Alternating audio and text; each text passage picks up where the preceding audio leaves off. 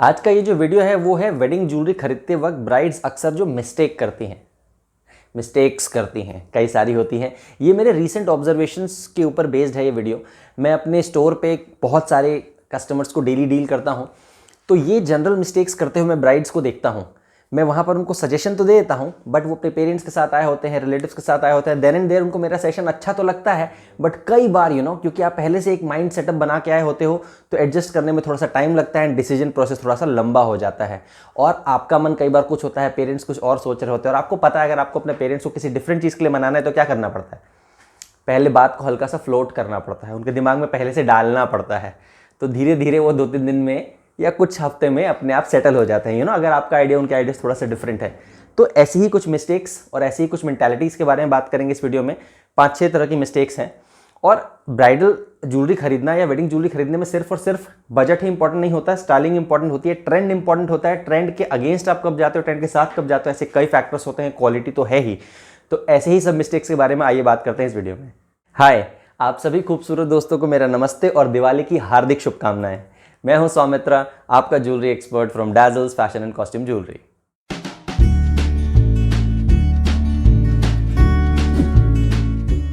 First mistake जो brides करती हैं वेडिंग ज्वेलरी खरीदते वक्त वो है कि अपने आउटफिट की डिटेल्स पे ज्वेलरी के हिसाब से ध्यान नहीं देती। ज्वेलरी के हिसाब से ध्यान देने का मतलब क्या होता है, कई बार हम लहंगा परचेस करने जाते हैं या फिर वेडिंग आउटफिट परचेस करने जाते हैं और उसकी खूबसूरती के हिसाब से और अपने ऊपर कैसा लग रहा है, खिल रहा है, ट्रेंड कैसा है, उसके हिसाब से सिलेक्ट कर लेते हैं। और फिर डायलेमा आ जाता है कि इसके ऊपर ज्वेलरी कौन सी सूट करेगी। फॉर एग्जाम्पल, जैसे मान लीजिए आपने कोई पिंक या पेस्टल पिंक कलर का कोई आपने लहंगा खरीदा जिसके ऊपर वाइट तारों का बहुत ही खूबसूरत सा काम है, या समझ लीजिए कई जगह मिरर वर्क है। अब आपके पास डायलेमा आता है कि आप इसके ऊपर कुंदन ज्वेलरी, पोल की ज्वेलरी वगैरह कैसे पहनो जिसका बेस गोल्डन होता है।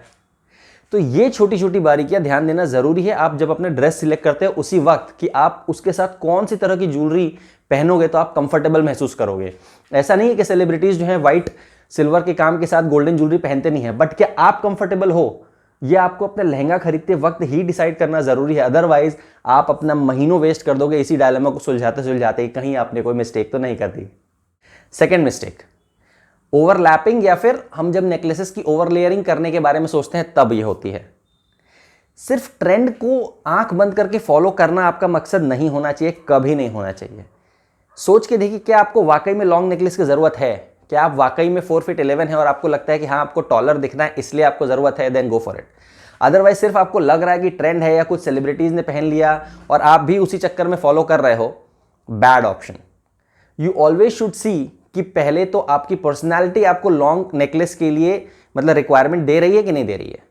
अगर नहीं तो डोंट गो फॉर इट। इसी में सेकेंड, अगर आप पहनते हो तो हमेशा ध्यान रखिए, मैं नहीं कह रहा हूं कि सभी ब्राइड जो मैं मिस्टेक बताने वालों वो करती हैं, बट कई करती हैं, लाइक 3 आउट ऑफ 10 करती हैं।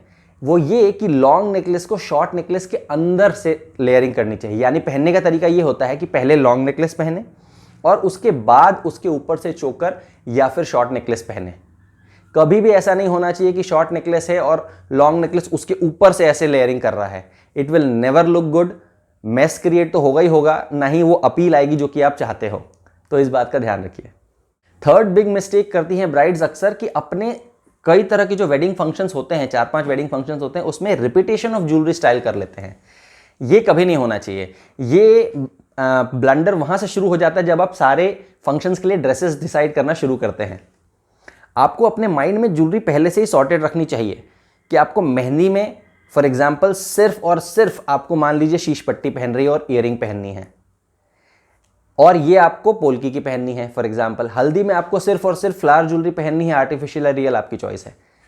वैसे ही आपको एंगेजमेंट में डायमंड की ज्वेलरी ही पहननी है, आपको अपनी शादी में पोल्की कुंदन की ही ज्वेलरी पहननी है, रिसेप्शन में आपको जड़ाऊ की ही ज्वेलरी पहननी है, या फिर आपको साउथ इंडियन टाइप की या फिर गोल्डन लुक की एंटीक गोल्ड की ही ज्वेलरी पहने। ये सब चीजें पहले से सॉर्ट करके रखिए। अदरवाइज होगा ये कि आप ड्रेसेस सिलेक्ट करते जाओगे अच्छे और उसके बाद फिर आप सोचोगे कि यार इसके साथ तो यही जाएगा, तो मेरे 2 फंक्शन में मैं लगातार कुंदन पहनूंगी, अच्छा नहीं लगेगा, रिपीटेटिव लगेगा, लोग बोलेंगे, सोचेंगे फलाना ढिमका, आप खुद कंफर्टेबल नहीं होगे।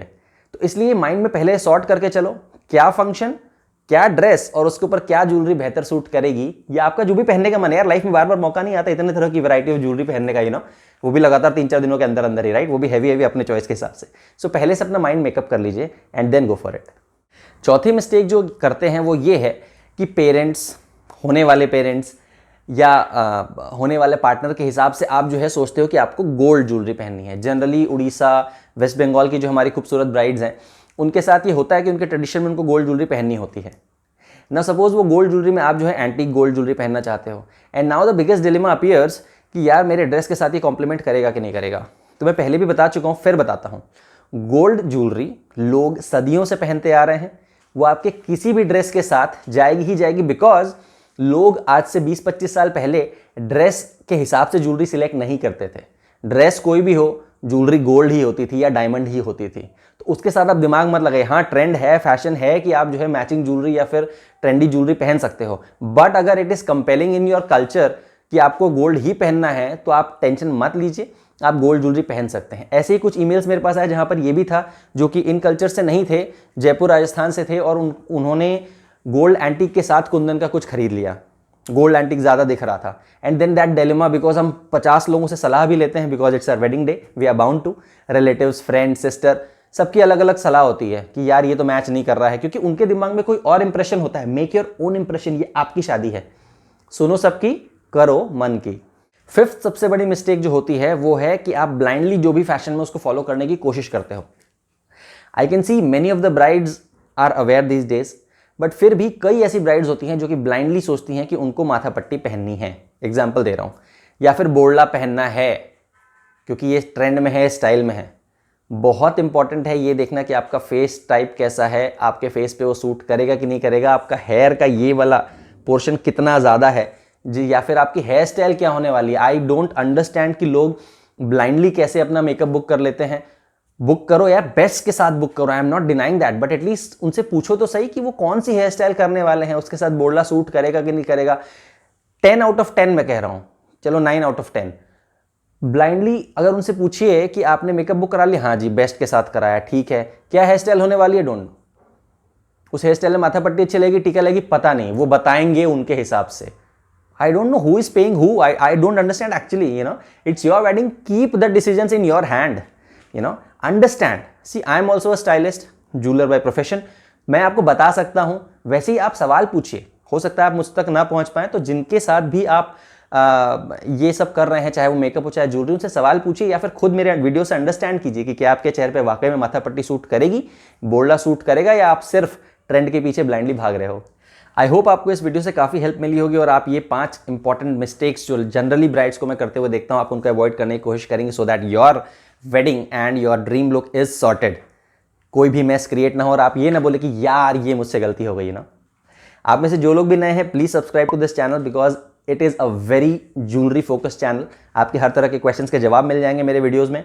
आप मुझे मेल भी कर सकते हैं, आपको कौन सा सजेशन अच्छा लगा, या फिर आपके दिमाग में कोई नया टॉपिक है जिस पे आप चाहते हैं कि मैं वीडियो बनाऊं, प्लीज़ कमेंट में बताएं। मैं आपके कमेंट में दिए हुए वीडियो सजेशंस को ज़रूर पढ़ता हूं, उनमें से जो भी मुझे लगता है कि yes this is worthy of making, या मैंने पहले नहीं बनाया, मैं उस पर वीडियो ज़रूर बनाता हूँ।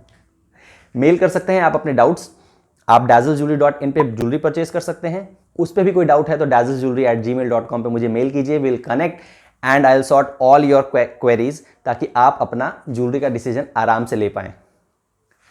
सो मिलते हैं अगले हफ्ते with a brand new topic. This is Soumitra, your jewellery expert from Dazzle's fashion and costume jewellery.